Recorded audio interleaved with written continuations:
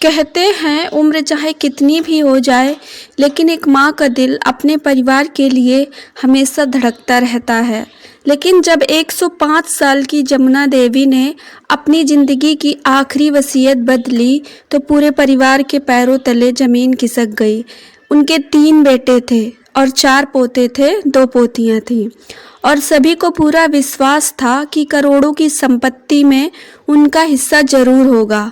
लेकिन वकील ने जब वसीयत पढ़नी शुरू की, तो पहली ही लाइन सुनकर पूरा कमरा शांत हो गया। उसमें लिखा था, मेरी संपत्ति का 1 भी रुपया मेरे किसी पोते या पोती को नहीं दिया जाएगा। सबके चेहरे उतर गए, लेकिन असली सवाल यह था, आखिर 105 साल की उस बूढ़ी दादी ने अपने ही खून के रिश्तों को अपनी संपत्ति से क्यों बेदखल कर दिया। और जब वसीयत की आखिरी लाइन पढ़ी गई, तो सबसे ज़्यादा रोने वाला वही पोता था जिसे लगता था कि दादी ने उसके साथ सबसे बड़ा अन्याय किया है। तो आइए दोस्तों, कहानी की शुरुआत करते हैं। उत्तर प्रदेश के एक छोटे से कस्बे देवपुर में एक पुरानी हवेली थी। हवेली बहुत बड़ी थी, ऊंची ऊंची दीवारें, बीच में विशाल आंगन, आंगन के कोने में एक नीम का पेड़ और उसी पेड़ के नीचे एक चारपाई हमेशा बिछी रहती थी। उस चारपाई पर बैठती थी जमुना देवी। उनकी उम्र लगभग 105 वर्ष थी। कमर झुक चुकी थी, बाल पूरी तरह सफ़ेद हो चुके थे। चेहरे पर झुर्रियाँ इतनी थीं कि लगता जैसे हर झुर्री में जिंदगी की कहानी छिपी हो। लेकिन उनकी आंखें आज भी बहुत गहरी थीं, ऐसी जो आंखें सामने वाले के शब्दों से ज़्यादा उसके इरादे पढ़ लेती थीं। जमुना देवी के पति रामलाल का निधन लगभग 40 साल पहले हो चुका था। उस समय उनके 3 छोटे छोटे बेटे थे, कमलेश, महेश और नरेश। जमुना देवी ने अकेले अपने तीनों बेटों को पाला था। कभी खेत में काम किया, कभी दूसरों के घरों में बर्तन मांजने का काम किया और कभी गन्ने के रस का गुड़ बनाकर हाट बाजार में बेचा। कभी कभी जमुना देवी खुद भूखी सो जाती, लेकिन कभी अपने बच्चों को भूखा नहीं सोने दिया। समय बीता, तीनों बेटे बड़े हुए, शादियां हुई, बच्चे हुए, घर धीरे धीरे भर गया और जमुना देवी अपने परिवार को देखकर बहुत खुश रहती थी। उन्हें अपनी दौलत पर कभी घमंड नहीं था। उनकी सबसे बड़ी दौलत उनका परिवार था। जमुना देवी के पति के नाम लगभग 7 बीघा जमीन थी। इसके अलावा कस्बे के बाजार में एक पुरानी दुकान और पुश्तैनी हवेली। समय के साथ जमीन की कीमत बढ़ती गई, दुकान की कीमत भी बढ़ गई। अब उस पूरी संपत्ति की कीमत करोड़ों में थी। तीनों बेटों को पता था कि एक दिन यह संपत्ति उनके बच्चों के काम आएगी। लेकिन जमुना देवी हमेशा एक ही बात कहती थी, बच्चों, जमीन चाहे भले ही बांट लेना, लेकिन घर मत बांटना। उनके बेटे हंसकर कहते, अम्मा, हम ऐसा कभी नहीं करेंगे। लेकिन वक्त बदल रहा था, बेटे बूढ़े हो रहे थे और पोते जवान। सबकी नज़र अब हवेली और ज़मीन पर थी। जमुना देवी के 4 पोते थे। सबसे बड़ा सुमित शहर में नौकरी करता था, दूसरा विनय जो बिजनेस करता था, तीसरा अमन जो विदेश जाने की तैयारी कर रहा था और सबसे छोटा आहन जो अभी सिर्फ 22 साल का था। आहन बाकी पोतों से अलग था। वह दादी के पास अक्सर बैठता, उनकी दवा देता, बालों में तेल लगाता, कभी चश्मा साफ करता और सबसे ज़रूरी बात, वह उनके पास बैठकर घंटों उनकी बातें सुनता था। जमुना देवी को आहन बहुत पसंद था, लेकिन आहन को दादी की संपत्ति से कोई मतलब नहीं था। एक दिन उसने मजाक में कहा, दादी, आप मुझे अपनी ज़मीन दे देना। जमुना देवी मुस्कुराई और बोली, तुझे ज़मीन क्यों चाहिए? आहन हंसते हुए बोला, अच्छा, ज़मीन नहीं चाहिए दादी, बस आपकी वो पुरानी नीम वाली जगह चाहिए। जमुना देवी ने कहा, उसका क्या करेगा? आहन ने कहा, दादी, मैं वहाँ एक छोटा सा कमरा बनाऊंगा जिसमें गांव के गरीब बच्चों को पढ़ाऊंगा। जमुना देवी कुछ पल उसे देखती रहीं, फिर उनकी आंखों में आंसू आ गए। उन्होंने आहन का हाथ पकड़कर कहा, बेटा, तूने आज मुझसे मेरे पूरे जीवन की सबसे कीमती चीज़ मांग ली। आहन समझ नहीं पाया। कुछ महीनों बाद जमुना देवी की तबीयत बिगड़ने लगी। देखभाल के लिए घर में सबकी बारी तय कर दी गई। सब अपनी अपनी बारी में जमुना देवी की देखभाल करने लगे। लेकिन धीरे धीरे एक बदलाव आने लगा। जब भी जमुना देवी कोई बात करती, लोग जल्दी से उठकर चले जाते। एक दिन जमुना देवी ने बड़े बेटे कमलेश से कहा, बेटा मेरे पास थोड़ी देर बैठ जा, आज बहुत मन कर रहा है तुझसे बात करने का। कमलेश मोबाइल देखते हुए बोला, अम्मा मुझे अभी थोड़ा काम है, बाद में बैठूंगा। कुछ देर बाद महेश आया। जमुना देवी ने कहा, महेश तू ही मेरे पास बैठ जा। महेश ने कहा, अम्मा मेरी तबीयत थोड़ी ठीक नहीं लग रही है, बाद में आता हूँ। फिर नरेश आया, उसने भी यही कहा, अम्मा अभी एक जरूरी काम याद आ गया है, बाद में आता हूँ। जमुना देवी चुप हो गईं। उन्होंने नीम के पेड़ की तरफ देखा और धीरे से बोलीं, लोग क्यों नहीं समझते कि बूढ़े होने के बाद इंसान को दवा से ज़्यादा किसी के पास बैठने की ज़रूरत होती है। लेकिन उस दिन किसी ने उनकी बात नहीं सुनी। एक रात तीनों बेटे कमरे में बैठे थे, आपस में बातें कर रहे थे। दरवाज़ा बंद था। अब अम्मा की उम्र 105 साल हो चुकी है, पता नहीं और कितने दिन की मेहमान है।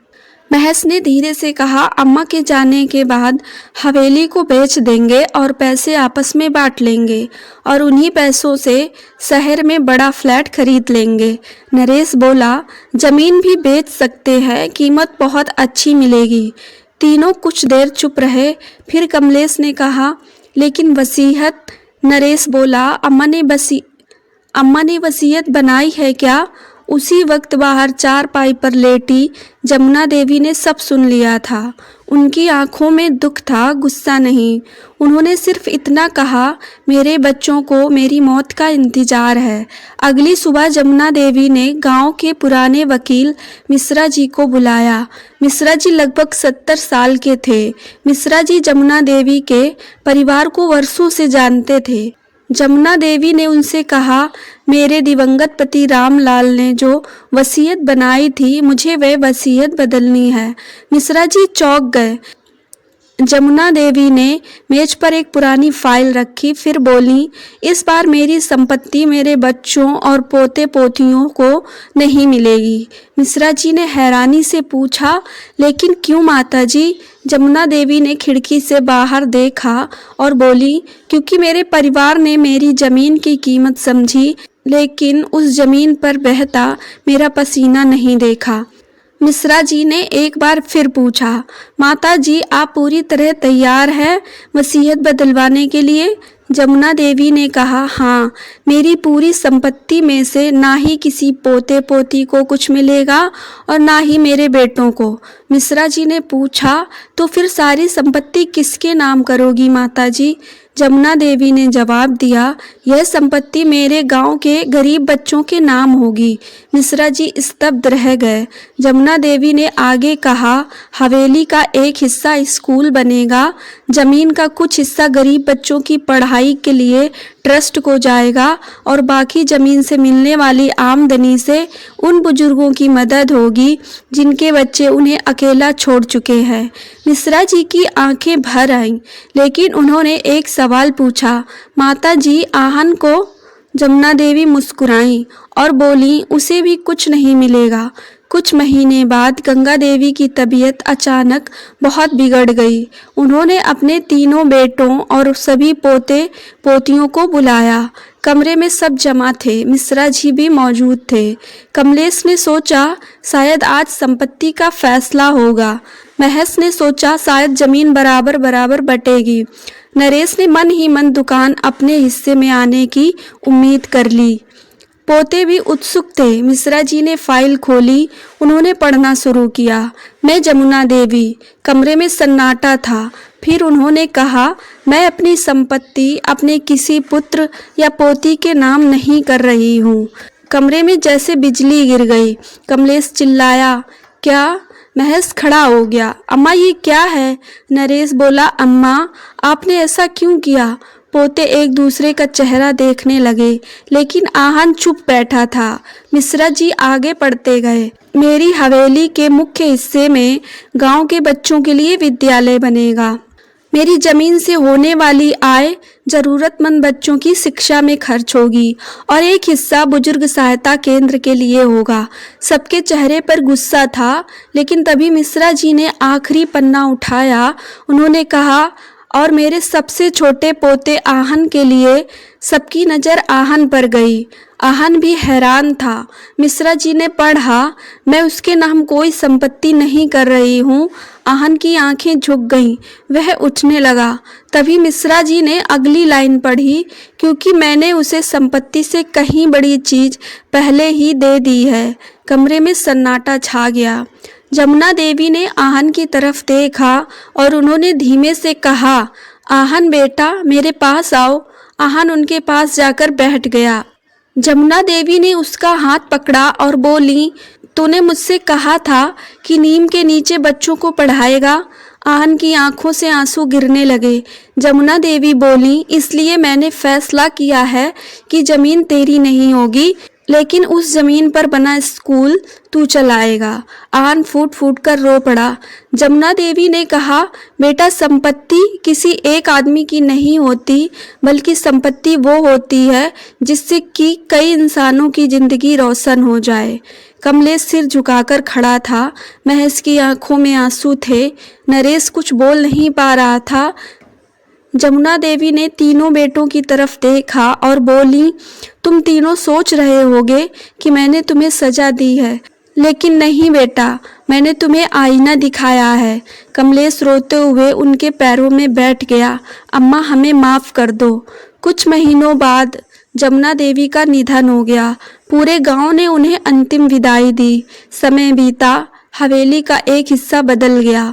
जहां कभी परिवार संपत्ति के लिए लड़ता था, वहीं अब बच्चों की आवाज़ें गूंजती थीं। दरवाजे पर एक बोर्ड लगा था, जमुना देवी शिक्षा सदन। नीम के उसी पेड़ के नीचे आहन बच्चों को पढ़ाता था। दीवार पर जमुना देवी की तस्वीर लगी थी। एक दिन एक बच्ची ने आहन से पूछा, भैया, ये दादी कौन है? आहन मुस्कुराया। उसने तस्वीर की तरफ देखा और कहा, ये वो दादी हैं जिन्होंने अपनी संपत्ति अपने परिवार को नहीं दी। बच्ची ने पूछा, क्यों? आहन की आंखें नम हो गईं। उसने कहा, क्योंकि उन्होंने समझ लिया था कि जमीन बांटने से परिवार नहीं बनता, लेकिन किसी की जिंदगी संवारने से इंसान हमेशा जिंदा रहता है। कहानी की सीख, रिश्ते खून से बनते हैं, लेकिन उनकी कीमत व्यवहार से तय होती है।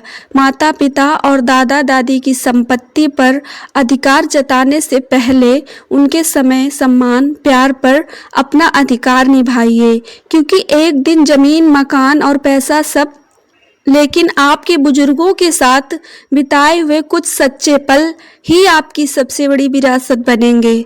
अगर कहानी पसंद आई हो तो वीडियो को लाइक करें और चैनल को सब्सक्राइब करें।